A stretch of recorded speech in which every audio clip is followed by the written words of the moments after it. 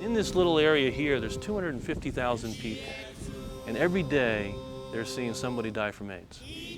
And now the word's going to get on the street that, wait a minute, you don't have to die. We will see families again united. We are planting a seed. We are planting hope where there was no hope, you know. These are the words of hope that resonate from 5 years ago. Hope after HIV was finally coming to Africa. Hello. 5 years ago in Malawi, we met Joyce and James Chikefa, who were celebrating the birth of their twins. Solomon. She's Salome. Salome. Yes. She looks like you. Yeah? Yeah. Oh, she resembles me. Yes, she does. But the smiles sadly fade as we learn both James and Joyce have tested positive for HIV. And she's not feeling very well? Yeah. She's not feeling very well.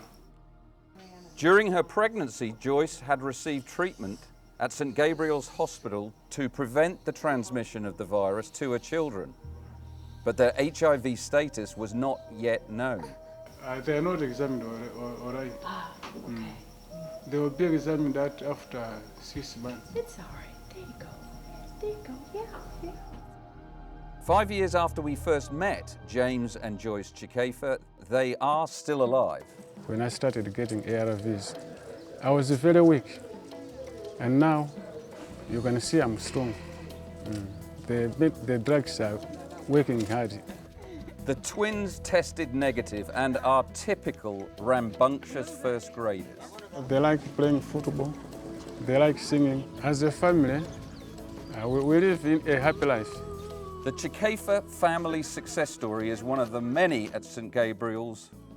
AIDS mortality rates here have dropped to 1/3 of the national average, and construction of a dedicated HIV centre is underway. It's huge. But Africa itself presents hardships unimaginable in the United States. Patients must rely on family members for clean bedding and for food. Cooking is done in a suffocating shelter to protect the fires from the rains. Inside the hospital, there is a shortage of staff. There are only 2 doctors and 14 nurses. There is also a lack of housing for those who come to volunteer. To create a place for visitors and more volunteers, GSK has built a home. The GSK house is located beside the hospital and provides accommodation for 6. This house shows, if anybody would doubt, that we are together for a long, long time. 20 miles beyond St. Gabriel's, deep into the heart of the African countryside, a small village is harvesting hope. This is just one of the 23 outreach groups made up of HIV patients from St. Gabriel's. GSK employee donations have been used in several ways to give hope to those living here. Treadle pumps will help villagers reach water once the rainy season subsides. This was the rainy season, and we found no shortage of water as we were led by children on a muddy parade to see a hatchery stocked with fish paid for by GSK donations. As we departed, we were presented with a bounty of vegetables grown from seeds purchased by GSK contributions. 2 hours further down the road, we visited another HIV support group from St. Gabriel's. To our surprise, it was the home of our friends, the Chikefas. James is the group's leader.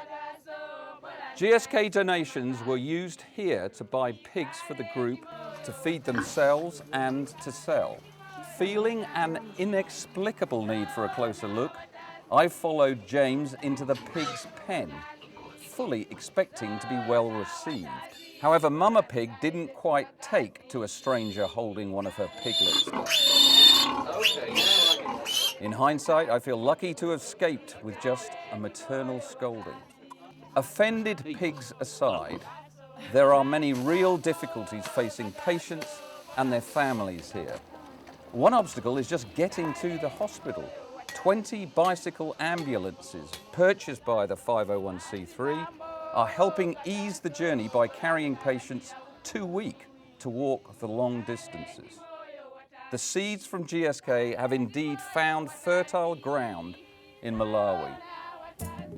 300 miles to the southwest in Lusaka, Zambia, hope is also growing strong. In 2004, Cresso Ministries received funds from GSK to improve their existing facilities in order to qualify for other sources of support. Today, Cresso has successfully grown to include 3 HIV clinics, a primary and secondary school, vocational training, a 30-room lodge to generate income, and an orphanage is being built. Mobile clinics provide services to 6 villages. Ian Tumbo came to Cresso with a CD4 count of 84. Now healthy and able to provide for his family of 9, he has graciously adopted 8 AIDS orphans. The impact Cresso is, it saved a lot of lives.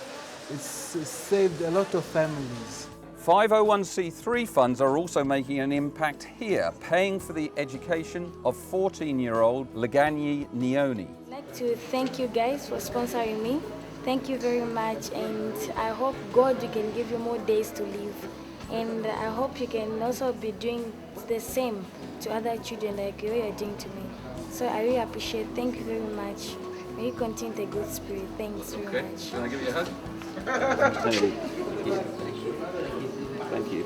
Welcome. For HIV-positive Alexander, 501c3 funds have literally saved his life by paying for the removal of a cancerous tumour. So I'm very thankful for their help indeed. It has saved my life, believe it. If you saw me at that time when I was very sick, you'd never believe that I would come out of it. So clearly, as you've just seen, we are meeting a need here. But I just want to remind you of your personal contribution. The profit we make from your sales of HIV products in the USA helps build that house for nurses' accommodation. Your personal contributions to the 501c3 helps buy those pigs and seeds that helps HIV patients feed themselves. So please, feel good about your contribution. Hope after HIV is growing strong in Africa.